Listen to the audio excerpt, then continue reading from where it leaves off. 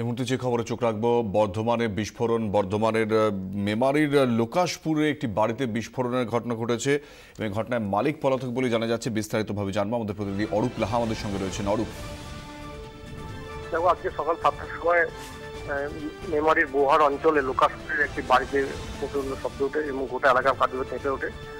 তারপরে প্রতিবেশী দেখে যে পাকা বাড়ির ছাদের ক্ষতি না হলেও বাড়িতে দেয়াল জলময় ক্ষতিগ্রস্ত হয় এবং রাস্তার ধারে যে বাড়ির পাশ দিয়ে কিন্তু কবে হেরে যাওয়ার সময় সে জখম হয়।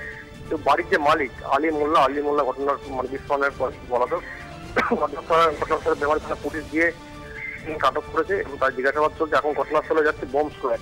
সামনে বলা যেতে পারে যে এখন এই ঘটনার সঙ্গে যে কোনো জঙ্গি যোগ আছে কিনা এমনটা কিন্তু উড়ে যাচ্ছে না। কেন এমন একটা জায়গা যেখানে প্রায় প্রত্যন্ত গ্রাম, সেখানে একটা বাড়িতে বিস্ফোরণ ঘটলো, কেন অত বোম মজুদ থাকলো সেটাও কিন্তু পুলিশ কিছু বলতে চাইছে না। পুলিশ গোটা বিষয়টা তদন্ত করে দেখছে।